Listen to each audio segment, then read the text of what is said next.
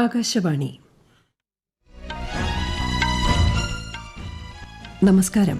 വാർത്തകൾ വായിക്കുന്നത് ബിന്ദു.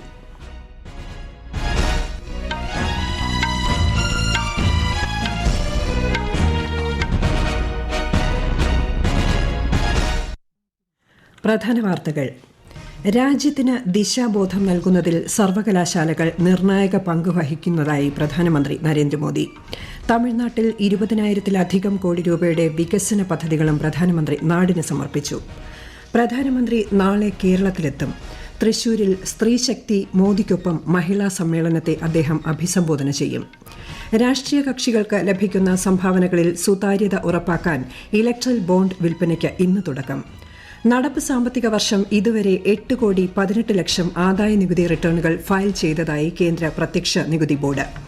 വികസിത് ഭാരത് സങ്കൽപ് യാത്ര കേരളത്തിൽ വിവിധ ജില്ലകളിൽ തുടരുന്നു. നവകേരള സദസ്സ് ഇന്ന് സമാപിക്കും. ഇന്ത്യ ഓസ്ട്രേലിയ വനിതാ ഏകദിന ക്രിക്കറ്റ് പരമ്പരയിലെ അവസാന മത്സരം ഇന്ന്. വാർത്തകൾ വിശദമായി. രാജ്യത്തിന് ദിശാബോധം നൽകുന്നതിൽ സർവകലാശാലകൾ നിർണായക പങ്ക് വഹിക്കുന്നുവെന്ന് പ്രധാനമന്ത്രി നരേന്ദ്രമോദി.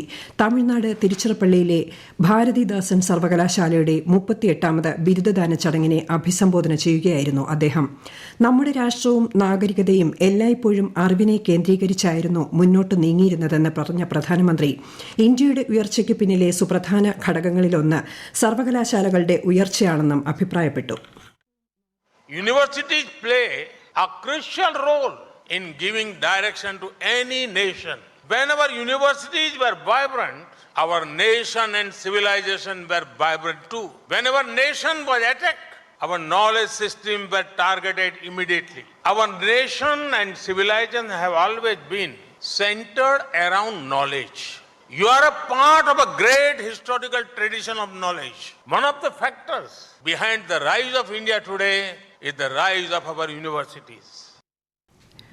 ഇന്ത്യയിലെ സർവകലാശാലകൾ ലോകരാഷ്ട്രങ്ങളെ ആകർഷിച്ചുകൊണ്ടിരിക്കുന്നതായും പ്രധാനമന്ത്രി പറഞ്ഞു.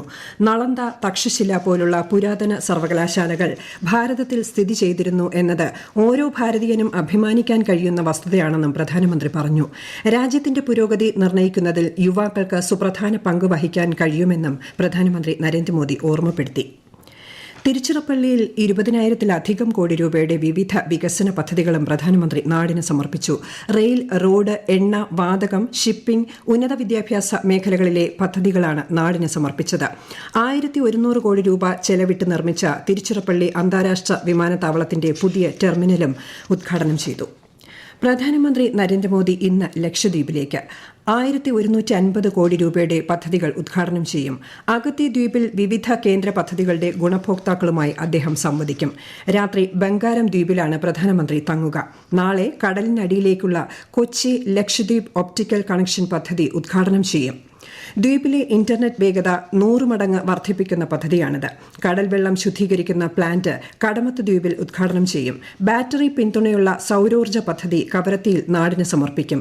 ഇന്ത്യ ബറ്റാലിയൻ കോംപ്ലക്സിൽ പുതിയ കെട്ടിടവും ഉദ്ഘാടനം ചെയ്യും. കൽപ്പേനിയിൽ പ്രാഥമിക ആരോഗ്യ കേന്ദ്രത്തിന്റെ നവീകരണത്തിന് പ്രധാനമന്ത്രി ശിലപാകും. ആന്ത്രോത്ത്, ചെതലത്ത്, കടമത്ത്, അഗത്തി, മിനിക്കോയ് ദ്വീപുകളിലെ മാതൃകാ അംഗൻവാടി കേന്ദ്രങ്ങളുടെ നിർമ്മാണത്തിനും ശിലാസ്ഥാപനം നിർവഹിക്കും. പ്രധാനമന്ത്രി നരേന്ദ്രമോദി നാളെ കേരളത്തിലെത്തും. ഉച്ചകഴിഞ്ഞ് തൃശൂർ തേക്കിൻകാട് മൈതാനത്ത് 2,00,000 വനിതകൾ പങ്കെടുക്കുന്ന സ്ത്രീശക്തി മോദിക്കൊപ്പം എന്ന പേരിൽ നടക്കുന്ന മഹിളാ സമ്മേളനത്തെ അദ്ദേഹം അഭിസംബോധന ചെയ്യും. പാർലമെന്റിൽ വനിതാ സംവരണ ബിൽ പാസാക്കിയ പ്രധാനമന്ത്രിയെ ചടങ്ങിൽ BJP കേരള ഘടകം ആദരിക്കും. ഇതോടനുബന്ധിച്ച് റോഡ് ഷോയിലും അദ്ദേഹം പങ്കെടുക്കും. പ്രധാനമന്ത്രിയുടെ സന്ദർശനം പ്രമാണിച്ച് തൃശൂർ നഗരത്തിൽ കനത്ത സുരക്ഷയാണ് ഒരുക്കിയിരിക്കുന്നത്. പ്രധാനമന്ത്രി നരേന്ദ്രമോദിയുടെ തൃശൂർ സന്ദർശനവുമായി ബന്ധപ്പെട്ട് നാളെ തൃശൂർ താലൂക്ക് പരിധിയിലെ പ്രൊഫഷണൽ കോളേജുകൾ ഉൾപ്പെടെയുള്ള വിദ്യാഭ്യാസ സ്ഥാപനങ്ങൾക്ക് ജില്ലാ കളക്ടർ പ്രാദേശിക അവധി പ്രഖ്യാപിച്ചു. മുൻ നിശ്ചയപ്രകാരമുള്ള പൊതുപരീക്ഷകൾക്കും കേന്ദ്ര, സംസ്ഥാന, അർദ്ധ സർക്കാർ സ്ഥാപനങ്ങളിലേക്ക് നിയമനത്തിനായി നടത്തുന്ന പരീക്ഷകൾക്കും അവധി ബാധകമല്ല. ജമ്മുകശ്മീരിലെ സുരക്ഷാ സ്ഥിതി വിലയിരുത്താൻ കേന്ദ്ര ആഭ്യന്തരമന്ത്രി അമിത്ഷായുടെ അധ്യക്ഷതയിൽ ഉന്നതതല അവലോകന യോഗം ചേരും. ഇന്ന് വൈകിട്ട് ന്യൂഡൽഹിയിലാണ് യോഗം. ഈ വാർത്തകൾ ആകാശവാണിയിൽ നിന്ന്. നടപ്പ് സാമ്പത്തിക വർഷത്തിൽ ഞായറാഴ്ച വരെ 8,18,00,000 ആദായനികുതി റിട്ടേണുകൾ ഫയൽ ചെയ്തതായി കേന്ദ്ര പ്രത്യക്ഷ നികുതി ബോർഡ്. കഴിഞ്ഞ സാമ്പത്തിക വർഷം ഫയൽ ചെയ്ത ആദായനികുതി റിട്ടേണുകളേക്കാൾ 9% അധികമാണിത്. കഴിഞ്ഞ വർഷം ഇതേ സമയം 7.5 കോടി ആദായനികുതി റിട്ടേണുകൾ ഫയൽ ചെയ്തിരുന്നു. ജനങ്ങളെ ആദായനികുതി റിട്ടേണുകൾ നേരത്തെ ഫയൽ ചെയ്യാൻ ഇമെയിൽ, SMS, മറ്റ് പ്രചാരണ പരിപാടികൾ എന്നിവ വഴി പ്രേരിപ്പിക്കുന്നുണ്ടെന്ന് ധനമന്ത്രാലയം അറിയിച്ചു. രാഷ്ട്രീയ കക്ഷികൾക്ക് സംഭാവന നൽകുന്നതിൽ സുതാര്യത കൈവരുത്താനായി ഏർപ്പെടുത്തിയ ഇലക്ട്രൽ ബോണ്ട് വിൽപ്പനയ്ക്ക് ഇന്ന് തുടക്കം. ഈ മാസം 11 വരെ SBIയുടെ 29 അംഗീകൃത ശാഖകൾ വഴി ഇലക്ട്രൽ ബോണ്ട് വാങ്ങാനാകും. വിശദാംശങ്ങളിലേക്ക്.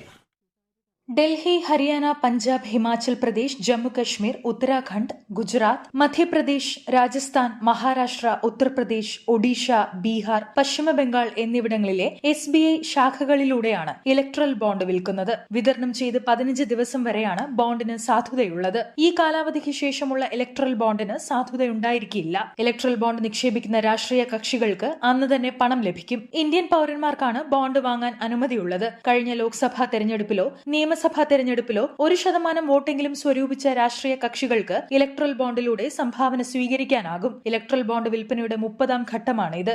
News desk, Akashvani. കേന്ദ്ര സർക്കാരിന്റെ വികസനക്ഷേമ പദ്ധതികൾ ജനങ്ങളിലേക്ക് എത്തിക്കുന്നതിനായി സംഘടിപ്പിക്കുന്ന വികസിത് ഭാരത് സങ്കൽപ് യാത്രയുടെ പര്യടനം കേരളത്തിൽ തുടരുന്നു.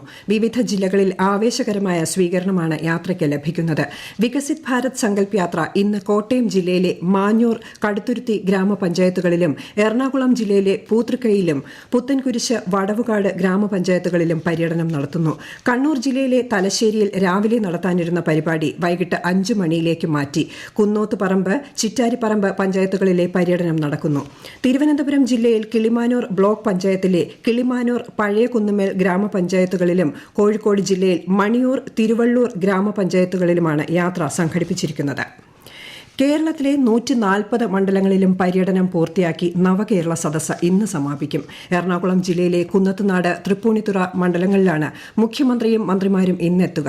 വൈകിട്ട് 3-നും 5-നുമാണ് പൊതുയോഗങ്ങൾ. കാനം രാജേന്ദ്രന്റെ നിര്യാണത്തെ തുടർന്ന് മാറ്റിവെച്ച എറണാകുളം ജില്ലയിലെ 4 മണ്ഡലങ്ങളിലെ നവകേരള സദസ്സാണ് ഇന്നലെയും ഇന്നുമായി നടക്കുന്നത്. NSS സ്ഥാപകൻ മന്നത്ത് പത്മനാഭന്റെ 147ാമത് ജയന്തി ആഘോഷങ്ങൾക്ക് തുടക്കമായി. മന്നം ജയന്തി സമ്മേളനം NSS ആസ്ഥാനമായ ചങ്ങനാശ്ശേരി പെരുന്നയിൽ മുൻ രാജ്യസഭാംഗം തെന്നല ബാലകൃഷ്ണപിള്ള ഉദ്ഘാടനം ചെയ്തു. C. Radhakrishnan മുഖ്യപ്രഭാഷണവും K. Premachandran MP അനുസ്മരണ പ്രഭാഷണവും നടത്തി. മന്നത്ത് പത്മനാഭന്റെ ജയന്തി ദിനാചരണത്തിൽ പെരുന്നയിൽ സന്ദർശനം നടത്തി കേന്ദ്ര സഹമന്ത്രി V. മുരളീധരൻ. മന്നം സമാധിയിൽ കേന്ദ്രമന്ത്രി പുഷ്പാർച്ചനയും പ്രാർത്ഥനയും നടത്തി. NSS general secretary G. Sukumaran നായരുമായി കേന്ദ്രമന്ത്രി കൂടിക്കാഴ്ച നടത്തി. ശബരിമലയിൽ ഭക്തജനത്തിരക്ക് ക്രമാതീതമായി വർദ്ധിക്കുന്ന സാഹചര്യത്തിൽ ദർശനത്തിനായുള്ള സ്പോട്ട് ബുക്കിംഗ് ജനുവരി 10-ാം തീയതി മുതൽ ഒഴിവാക്കാൻ തിരുവിതാംകൂർ ദേവസ്വം ബോർഡ് തീരുമാനിച്ചു. വെർച്വൽ ക്യൂ ബുക്കിംഗ് പരിധി ഈ മാസം 14-ന് 50,000-ആയും മകരവിളക്ക് ദിനത്തിൽ 40,000-ആയും പരിമിതപ്പെടുത്തി. സുഗമവും സുരക്ഷിതവുമായ തീർത്ഥാടനം ഉറപ്പാക്കാനാണ് തീരുമാനമെന്ന് ദേവസ്വം ബോർഡ് പ്രസിഡന്റ് അറിയിച്ചു. 16 മുതൽ 20 വരെയുള്ള തീയതികളിൽ കൂടുതൽ ഭക്തർക്ക് ദർശനത്തിനായി സൌകര്യം ഒരുക്കിയിട്ടുണ്ട്. പത്മഭൂഷൺ ജേതാവും അമേരിക്കയിലെ കൊളറാഡോ ഡെൻവർ സർവകലാശാലയിലെ ഇന്റർനാഷണൽ ലോ പ്രൊഫസറുമായ വേദ് പ്രകാശ് നന്ദയുടെ നിര്യാണത്തിൽ പ്രധാനമന്ത്രി നരേന്ദ്രമോദി അനുശോചനം രേഖപ്പെടുത്തി. അമേരിക്കയിലെ ഇന്ത്യൻ പ്രവാസി സമൂഹത്തിൽ പ്രമുഖ അംഗവും ഇന്ത്യ-USA ബന്ധം ശക്തമാക്കുന്നതിൽ മികച്ച സംഭാവനകൾ നൽകിയിട്ടുള്ള വ്യക്തിയുമാണ് പ്രൊഫസർ വേദ് പ്രകാശ് നന്ദ എന്ന് പ്രധാനമന്ത്രി സമൂഹ മാധ്യമ പോസ്റ്റിൽ അനുസ്മരിച്ചു. ഇന്ത്യ-ഓസ്ട്രേലിയ വനിതാ ഏകദിന ക്രിക്കറ്റ് പരമ്പരയിലെ അവസാന മത്സരം ഇന്ന് മുംബൈയിലെ വാങ്കഡെ സ്റ്റേഡിയത്തിൽ ഉച്ചയ്ക്ക് 1:30-നാണ് മത്സരം. ഇന്ത്യയും ദക്ഷിണാഫ്രിക്കയും തമ്മിലുള്ള ടെസ്റ്റ് ക്രിക്കറ്റ് പരമ്പരയിലെ 2ാമത്തെയും അവസാനത്തെയും മത്സരത്തിന് നാളെ തുടക്കം. കേപ്പ് ടൌണിൽ ഇന്ത്യൻ സമയം ഉച്ചയ്ക്ക് 1:30-നാണ് കളി ആരംഭിക്കുക. ഖേലോ ഇന്ത്യ സബ് ജൂനിയർ വനിതാ ഹോക്കി ലീഗിന്റെ 2ാം ഘട്ടത്തിൽ ആദ്യ ദിനമായ ഇന്നലെ ന്യൂഡൽഹിയിൽ നടന്ന മത്സരങ്ങളിൽ Odisha naval Tata hockey high performance സെന്ററും ജയ് ഭാരത് ഹോക്കി അക്കാദമിയും വിജയികളായി. പ്രധാന വാർത്തകൾ വീണ്ടും. രാജ്യത്തിന് ദിശാബോധം നൽകുന്നതിൽ സർവകലാശാല നിർണായക പങ്ക് വഹിക്കുന്നതായി പ്രധാനമന്ത്രി നരേന്ദ്രമോദി. തമിഴ്നാട്ടിൽ 20,000-ലധികം കോടി രൂപയുടെ വികസന പദ്ധതികളും പ്രധാനമന്ത്രി നാടിന് സമർപ്പിച്ചു. പ്രധാനമന്ത്രി നാളെ കേരളത്തിലെത്തും. തൃശൂരിൽ സ്ത്രീശക്തി മോദിക്കൊപ്പം മഹിളാ സമ്മേളനത്തെ അദ്ദേഹം അഭിസംബോധന ചെയ്യും. രാഷ്ട്രീയ കക്ഷികൾക്ക് ലഭിക്കുന്ന സംഭാവനകളിൽ സുതാര്യത ഉറപ്പാക്കാൻ ഇലക്ട്രൽ ബോണ്ട് വിൽപ്പനയ്ക്ക് ഇന്ന് തുടക്കം. നടപ്പ് സാമ്പത്തിക വർഷം ഇതുവരെ 8,18,00,000 ആദായനികുതി റിട്ടേണുകൾ ഫയൽ ചെയ്തതായി കേന്ദ്ര പ്രത്യക്ഷ നികുതി ബോർഡ്. വികസിത് ഭാരത് സങ്കല്പ് യാത്ര കേരളത്തിൽ വിവിധ ജില്ലകളിൽ തുടരുന്നു. നവകേരള സദസ്സ് ഇന്ന് സമാപിക്കും. ഇന്ത്യ ഓസ്ട്രേലിയ വനിതാ ഏകദിന ക്രിക്കറ്റ് പരമ്പരയിലെ അവസാന മത്സരം ഇന്ന്. വാർത്തകൾ കഴിഞ്ഞു. അടുത്ത വാർത്താ പ്രക്ഷേപണം വൈകുന്നേരം 6:30.